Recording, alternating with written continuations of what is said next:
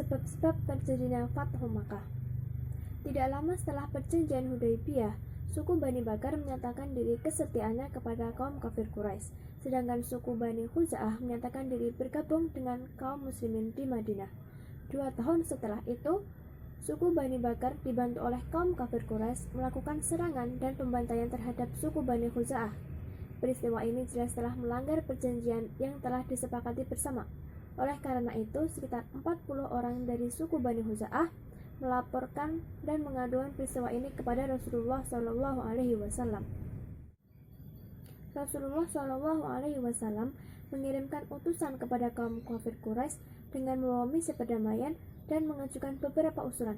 Yang pertama, orang Quraisy harus menghentikan persekutuannya dengan Bani Bakar, atau pilihan kedua, orang Quraisy harus mengganti kerugian atas jatuhnya korban dari suku Bani Khuza'ah, atau pilihan ketiga, orang Quraisy harus menyatakan pembatalan perjanjian Hudaybiyah. Kaum kafir Quraisy memilih alternatif ketiga. Kenyataan ini membuat tidak ada pilihan lain bagi Rasulullah Shallallahu Alaihi Wasallam selain menyiapkan pasukan untuk melawan kaum kafir Quraisy. Dan dalam waktu singkat, Rasulullah Shallallahu Alaihi Wasallam telah berhasil mengumumkan 10.000 pasukan yang siap bergerak ke Makkah. Tujuan Rasulullah Shallallahu Alaihi Wasallam mengumpulkan pasukan bukanlah untuk memerangi kaum kafir Quraisy, melainkan untuk menakut-nakuti mereka, memberikan peringatan dan penjelasan bahwa kini Islam telah mengalami perkembangan yang sangat besar dengan kekuatan pasukan yang sangat besar. Kedatangan kaum muslimin ke kota Makkah adalah bertujuan untuk membawa misi Islam yang sebenar-benarnya. Faktor-faktor keberhasilan Fathu Makkah. Penaklukan kota Makkah berjalan tanpa adanya pertumpahan darah atas perintah yang amat bijaksana dari Rasulullah Shallallahu Alaihi Wasallam yang memerintahkan kepada para sahabat untuk tidak mengotori dan merusak kota Makkah. Sebelum memasuki kota Makkah, Rasulullah Shallallahu Alaihi Wasallam memerintahkan para sahabat untuk mendirikan kemah di dekat kota Makkah. Hal ini bertujuan untuk menyiapkan segala sesuatunya dengan matang. Dan dalam kesempatan ini, Abu Sufyan datang dan menyatakan diri masuk agama Islam. Untuk menghentikan sementara upaya perlawanan kaum kafir Quraisy dan demi menghindari pertumpahan darah, Rasulullah Shallallahu Alaihi Wasallam kemudian menggunakan pengaruh Abu Sufyan dengan mengumumkan beberapa hal. Yang pertama, siapa yang memasuki rumah Abu Sufyan, maka dia aman. Yang kedua, siapa yang masuk ke lingkungan Ka'bah, maka dia akan aman. Yang ketiga, siapa yang masuk masjid, maka dia akan aman.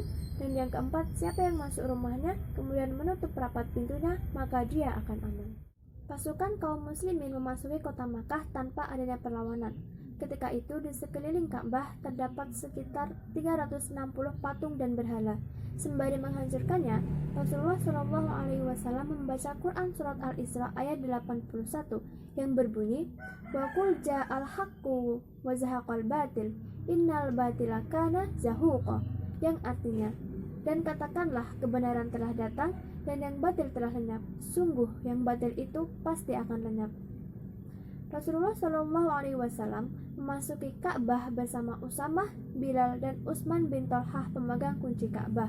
Beliau pun kemudian memerintahkan kepada Bilal untuk naik ke atas Ka'bah dan mengumandangkan azan untuk pertama kalinya di kota Makkah. Setelah penaklukan kota Makkah, manusia berbondong-bondong memeluk agama Islam.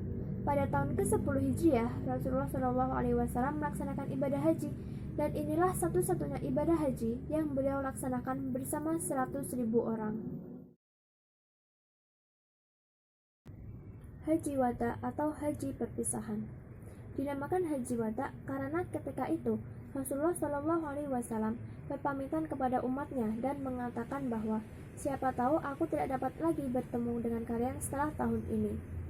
Rasulullah Shallallahu Alaihi Wasallam mendorong kaum muslimin untuk ikut berhaji bersama beliau dengan maksud menunjukkan bagaimana cara haji yang sebenarnya sesuai yang dituntunkan oleh Allah, yang diajarkan oleh Allah kepada Nabi Ibrahim dan yang disyariatkan pula kepada Rasulullah dan umat Islam yang mampu melaksanakannya.